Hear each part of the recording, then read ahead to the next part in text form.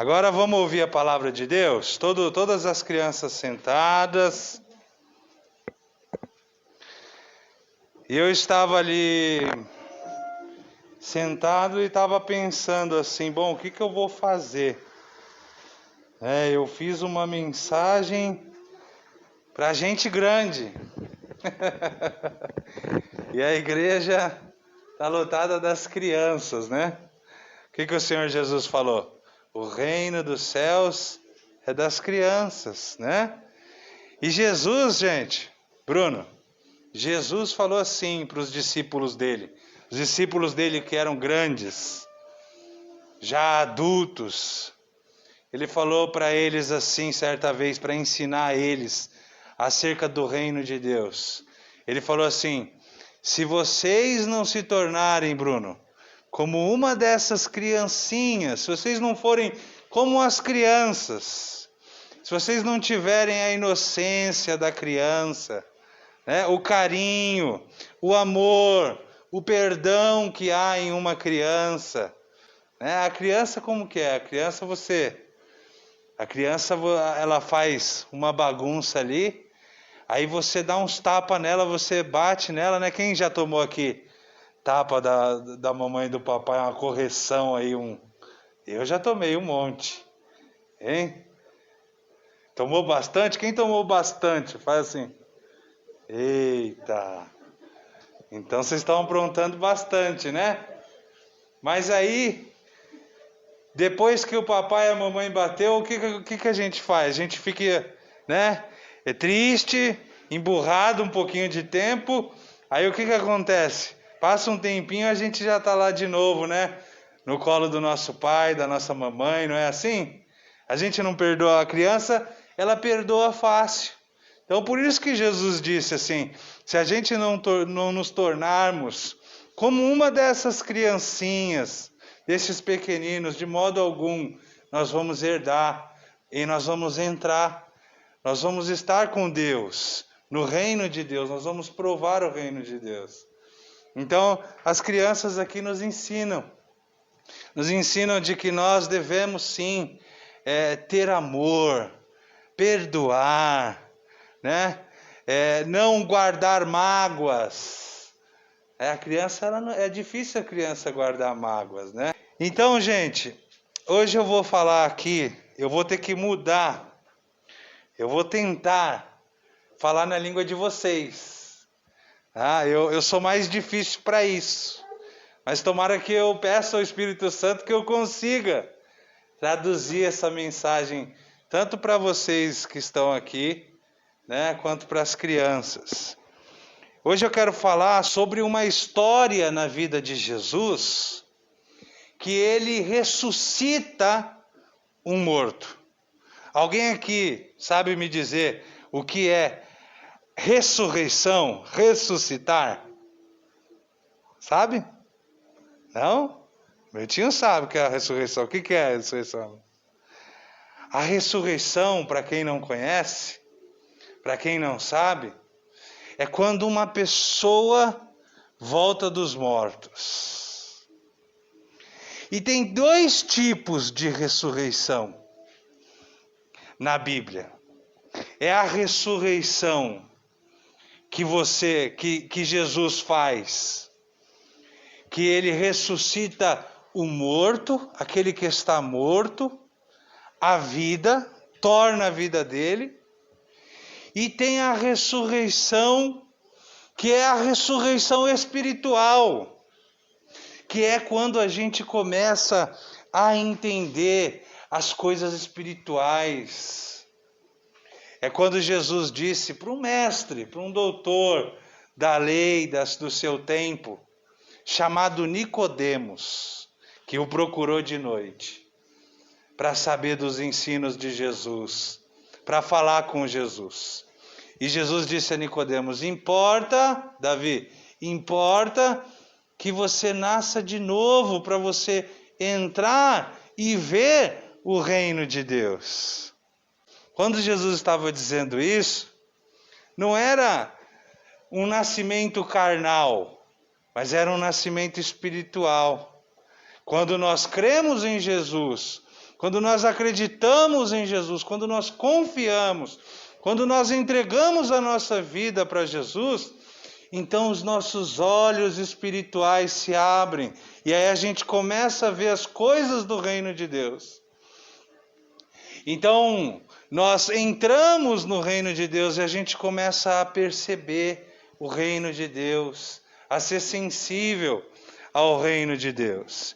E em João 11, do verso 40, diz assim, nessa ocasião, Jesus ressuscitou um homem chamado Lázaro.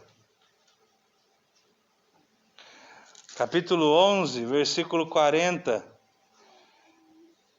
diz assim, Respondeu-lhe Jesus, não te disse, vamos nos colocar de pé, em reverência à palavra do Senhor? Vamos, Felipe, vamos nos colocar de pé, em reverência à palavra do Senhor Deus? Respondeu-lhe Jesus, não te disse eu que se creres verás a glória de Deus? Tiraram então a pedra e Jesus, levantando os olhos para o céu, disse, Pai, graças te dou porque me ouvistes. Aliás, eu sabia que sempre me ouves, mas assim falei por causa da multidão presente, para que creiam que tu me enviastes. E tendo dito isto, clamou em alta voz, Lázaro, venha para fora. E saiu aquele que estivera morto, tendo os pés e as mãos ligados com ataduras, e o rosto envolto no lenço. Então lhes ordenou Jesus, desatai-o e deixai-o ir. Amém? Amém? Até aqui. Pode sentar.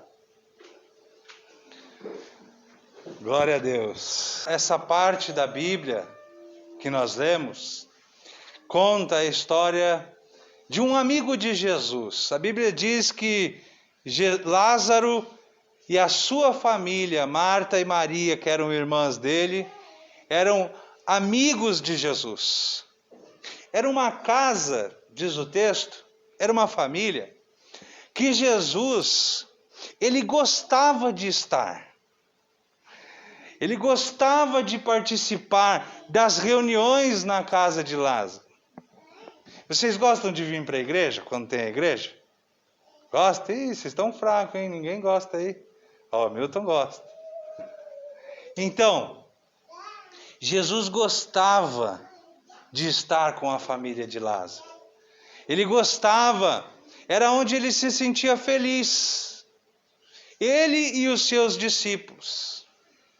E o texto vai dizer que muitos homens de má fé, que eram líderes do povo judeu, vai dizer que estavam perseguindo Jesus, estavam querendo matar Jesus. E Jesus, ele se retirou. Ele foi para um retiro espiritual com os seus discípulos. Ele saiu de Jerusalém e foi para outro lugar, um lugar deserto. Quando a gente está magoado, quando a gente está entristecido, o que a gente gosta? A gente gosta de ficar sozinho, né? A gente não gosta que as pessoas vão nos incomodar, não é verdade? E Jesus, ele estava assim, ele se retirou. Ele não queria estar com ninguém e foi com seus discípulos à parte para um lugar deserto, diz. Mas Lázaro, seu amigo, ficou enfermo, diz a Bíblia. Que ele ficou enfermo. E as irmãs Marta e Maria, as irmãs de Lázaro, amigas de Jesus, mandaram um mensageiro até Jesus. Mandaram um mensageiro até Jesus para dizer a Jesus que Lázaro, o amigo dele, fizeram um apelo. Levaram uma mensagem, o mensageiro levou para Jesus a mensagem com um apelo, dizendo que Lázaro estava enfermo, seu amigo Lázaro está enfermo, venha o ver. A Marta e a Maria criam que só Jesus poderia resolver o problema da enfermidade de Lázaro. Mas, quando Jesus ouviu a mensagem, ele disse assim para Marta e para Maria. Ao receber a notícia, verso 4, disse Jesus, esta enfermidade não é para a morte, sim para a glória de Deus, a fim de que o Filho do Homem seja glorificado. E olha o verso 5, ora amava Jesus Marta e a sua irmã e a Lázaro. Quando, pois, soube que Lázaro estava doente, ainda se demorou 2 dias no lugar onde ele estava. Então, quando Jesus soube da notícia de que Lázaro estava enfermo à beira da morte, olha o que diz o texto. Diz que Jesus ainda ficou quantos dias no lugar? 2 dias. Ele ficou 2 dias ainda.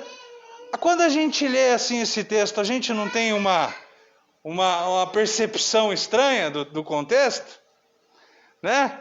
De Jesus. Quando você recebe a notícia de alguém que está passando mal, alguém querido, o que acontece? O que você faz? Você se mobiliza rápido, né? Você vai atender, não é verdade? Quando a mamãe ou o papai está doente, a gente quer o quê? Ir até eles, ajudar, não é? Mas Jesus, quando ele ouve a notícia, Jesus fica no lugar onde ele estava. Ele não vai até Lázaro, seu amigo Lázaro. Mas, no entanto, Jesus disse, essa enfermidade não é para a morte, mas é para a glória de Deus. Aleluia. E aí a gente vai ver que Jesus demora ali. E quando Jesus chega, a Bíblia vai dizer que Jesus chega lá depois de 4 dias. E o texto vai dizer que Jesus chegou atrasado. Lázaro já estava morto há 4 dias. Lázaro já tinha morrido há 4 dias. Lázaro já estava fedendo, o corpo dele já estava fedendo. Os cabelos dele já estavam caindo, né? Os órgãos dele já estavam se tornando sucos ali para as bactérias, comendo o corpo de Lázaro. Já estava envolto em um pano, todo enrolado em uma tumba. E aí, quando Jesus chega lá, a Marta e a Maria dizem assim para Jesus, agora você já chegou tarde demais, meu irmão morreu. Se você estivesse aqui, o quadro dele seria diferente. Se você estivesse aqui, meu irmão não teria morrido. É o que Marta diz a Jesus. E Jesus olha para ela e diz assim, se creres, verás a glória de Deus. E Lázaro estava mortinho lá já há 4 dias. Já estava cheirando mal. E aí quando Jesus chegou na frente do túmulo, ele disse, Lázaro, venha para fora. E aí Lázaro saiu do túmulo. Ressurgiu dos mortos. Ele ganhou vida. Porque Jesus, ele é a vida. Ele é a vida. Vamos repetir comigo assim? Jesus é a vida. Para aquelas pessoas, para Marta e Maria, para a família de Lázaro, Jesus tinha chegado atrasado. Mas Jesus não chegou atrasado. Jesus permitiu que aquela situação acontecesse na vida daquela família para ser glorificado de uma forma extraordinária. Sabe o que eu quero dizer com isso? Que às vezes a gente pensa que Jesus, ele está demorando demais. Que às vezes a gente pensa que agora é o 4º dia. A gente pensa no 4º dia, a gente fala, olha, não tem mais jeito. A situação não tem mais jeito na minha casa. A situação não tem mais jeito no meu lar. Agora é o 4º dia, o 4º dia já as esperanças acabaram. Agora é o 4º dia, não tem mais jeito. E para você adulto que está aqui, o povo judeu havia um pensamento de que a alma do morto pairava sobre o morto durante 3 dias. Por isso eles ficavam ali velando 3 dias, eles acreditavam que o morto durante 3 dias poderia ressuscitar. Eles tinham a crença nisso, eles criam nisso. Por isso que quando Jesus chega, ela fala, já é o 4º dia. Agora já não tem mais esperança, acabou a esperança. E às vezes a gente está assim, vivendo o 4º dia.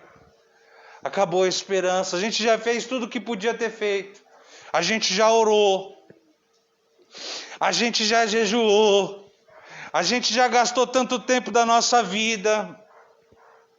A gente já trabalhou anos e anos. A gente já se envolveu demais.